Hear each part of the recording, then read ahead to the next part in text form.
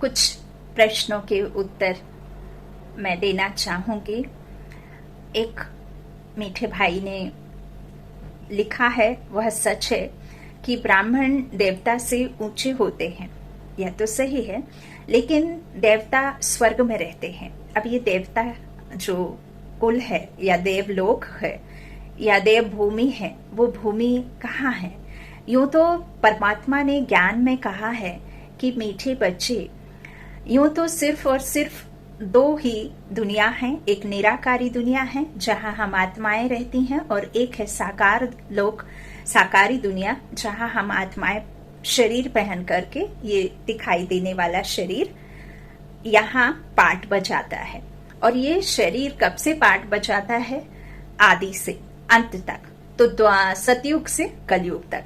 अब जो परमात्मा कहते हैं कि संगम युग पर परमात्मा कहते हैं कि सूक्ष्म वदन, जो बच्चों को साक्षात्कार के लिए, जहां ब्रह्मा विष्णु शंकर का बाबा ने साक्षात्कार कराया, तो वो सिर्फ जो सूक्ष्म वदन है, जहां ये मिट्टी का शरीर नहीं होता है, वहां अव्यक्त वतन में जो ब्रह्मा बाप और जो ब्रह्मा विष्णु शंकर बाबा कहते हैं कि साक्षात्कार के लिए है, तो वहां देवताओं का साक्षात्कार कराने के लिए बाबा ने सूक्ष्म वतन का राज समझाया है।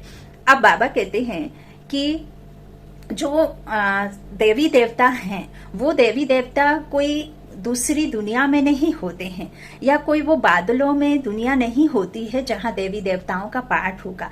देवी देवता अर्थात परमात्मा ने कहा है कि जब मनुष्य आत्माएं ज्ञान लेकर के 16 कला संपूर्ण निर्विकारी बन जाती हैं, और जब आत्माएं बिल्कुल एकदम 5 विकारों का दान पूरी तरह से दे देती हैं, और जब मनुष्य आत्माएं जो परमात्मा के ज्ञान को समझ करके, जिन्होंने अपनी अवस्था को कर्मातीत बना लिया, अर्थात जब ऐसी अवस्था हो जाएगी कि सिर्फ और सिर्फ हम खुद को आत्मा देखेंगे और दुनिया की कुछ भी नहीं दिखाई देगा, हर एक को आत्मा देखना और हर एक के आत्मा को पाठ जो है मिला है उसे देखना, सिर्फ भ्रकुटी के बीच एक चमकता हुआ सितारा जो हमेशा, जब हमें इस स्थिति में दिखने लग जाएगा कि हम ये शरीर है ही नहीं, सिर्फ आत्मा है, जब वो हमारी अवस्था एक की नहीं सबकी हो जाएगी, तब फिर हमारा ये शरीर छूट जाएगा और हमें वाया शांति धाम, ऐसे नहीं कि यहाँ से शरीर छूटेगा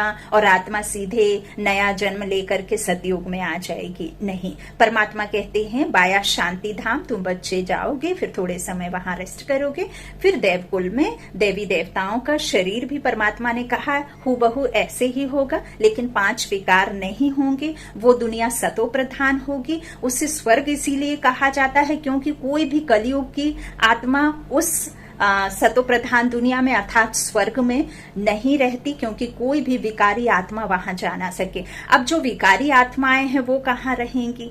तो वो परमात्मा कहते हैं कि मुक्ति धाम में अर्थात परम धाम में विश्राम करेंगी और अपने ड्रामा अनुसार पिछाड़ी में आती जाएंगी। तो अब भाई का जो प्रश्न है, उन्होंने सही ही कहा है कि देवता के शरीर 3 तत्व का होता है, अग्नि वायु और आकाश तत्व का, जल और पृथ्वी तत्व नहीं होते, इसीलिए वो इस दुनिया में नहीं रहते। तो मैं फिर कहूंगी कि बाबा ने पहले ही कहा है कि मीठे बच्चे, देवी देवता स्वर्ग की दुनिया कोई दूसरी दुनिया में नहीं होती है, बल्कि हमें इस संसार से वो सब अवगुणों को खत्म करके उस देवी दुनिया को इस धरा पर लेकर के आना है। तो यही धरा पर राम कृष्ण और यही धरा पर शिव का अवतरण हुआ है। भारत भूमि अखंड भूमि है, भारत भूमि भगवान की भूमि है, भारत भूमि देवकुल देवी देवताओं की भूमि है, राम कृष्ण की भूमि है। राम और सीता आते हैं चंद्रवंशी राज्य में, चंद्रवंशी राज्य त्रेता को कहा जाता है, और जो सतयुग होता है वो 16 कला संपूर्ण देवी देवताओं का, जहां कृष्ण और राधे का जन्म होता है। जब कृष्ण और राधे का जन्म होता है, फिर उनके स्वयंवर के बाद लक्ष्मी नारायण जब बन जाते हैं, तब फिर सतयुग शुरू होता है। राम जो राधे और कृष्ण हैं, उनके माता पिता बाबा कहते हैं हमारे इस कलयुग के ही होंगे, लेकिन जो कृष्ण और राधे होंगी, वो जो भी माता पिता युगल होंगे, वो दोनों कृष्ण और राधे योग बल से होंगे, लेकिन वो इस कलयुग के ही होंगे। इसीलिए जब तक सतयुग शुरू नहीं होगा, जब तक लक्ष्मी नारायण का राज्य शुरू नहीं हो जाएगा। अर्थात राधे कृष्ण का स्वयंवर के बाद जब लक्ष्मी नारायण का राज्य शुरू हो जाता है तब फिर कृष्ण के माता पिता और राधे के माता पिता भी शरीर छोड़ देते हैं। इसीलिए कृष्ण के और राधे के माता पिता का गायन नहीं है। तो यह सब बात बाप बैठ बच्चों को समझाते हैं। मुरली के महावाक्यों में बाबा हर एक प्रश्न का कोहाराज भी समझाते हैं और हर एक प्रश्न का उत्तर भी देते हैं। तो जिसको समझ आता है तो बहुत अच्छी बात है, और नहीं भी समझ में आता है तो बाबा ने हम बच्चों को कहा है कि यहाँ पे कोई लड़ाई आदि की बात नहीं है, किसी से डिबेट करने की बात नहीं है। यहाँ किसी भी प्रकार का कोई किसी के साथ में बाहुबल से या किसी भी तरीके से अपशब्दों की कोई लड़ाई नहीं है। यहाँ आत्मा की आत्मा से लड़ाई है विकारों पर। और हमारे जो परमात्मा ने महावाक्यों को बताया है और सद्गुणों को दिया है, तो हमें जीत पहननी है योग बल से, योग अग्नि में ये विकारों को दग्ध करना है, पापों को विनाश करना है। तो यही बाबा कहते हैं कि तुम जो आत्माएं हो वो निराकारी दुनिया की रहने वाली हो, परम धाम के निवासी हो। तुम बच्चों को जो ये शरीर मिलता है वो माँ के गर्भ में मिलता है, लेकिन यहाँ बाबा कहते हैं कि गर्भ जेल है लेकिन सतयुग में गर्भ महल होता है। वहां जैसे रात में साक्षात्कार का हुआ और दूसरे ही दिन फिर बच्चा जन्म ले लेता है, और एक बच्चा एक बच्ची वहां होता है। वहां सिर्फ विकारों की जो कालक होती है आत्मा में वो नहीं होती है। बाकी माया अर्थात ऐसा नहीं है कि संपत्ति को कहते हैं।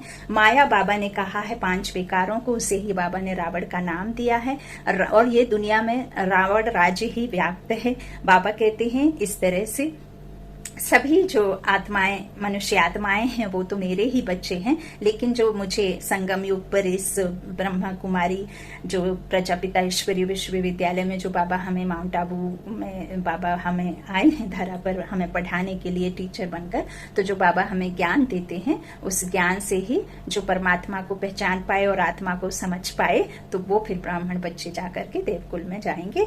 लेकिन बाबा कहते हैं, ब्रह्मा कहते हैं ना, ब्राह्मण सो फरिश्ता, फरिश्ता सो देवता।